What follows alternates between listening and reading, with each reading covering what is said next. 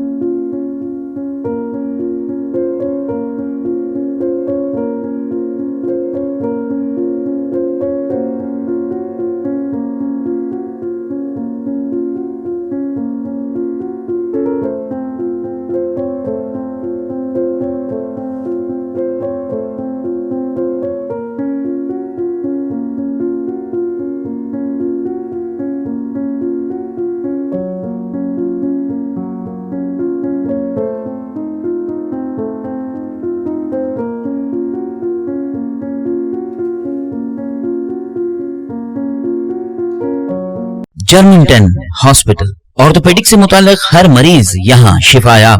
बैनुल-अक़वामी शोहरत याफ्ता और इनाम याफ्ता doctor Mir Jawad Jar Khan, senior orthopaedic surgeon, advance operation theatre, ICU, digital x ray, laboratory, physiotherapy, pharmacy, sharing और प्राइवेट रूम्स, लेडी डॉक्टर्स और डॉक्टर अर्जुमन सुल्ताना गैनकोलॉजिस्ट की खिदमात हासिल। वाजिबी फीस और मुकम्मल सहूलियात से हजारों मुतमईन। एम्बुलेंस से आरास्ता जर्मिंगटन ऑर्थोपेडिक हॉस्पिटल, पिलर नंबर 150, अतापुर, हैदराबाद।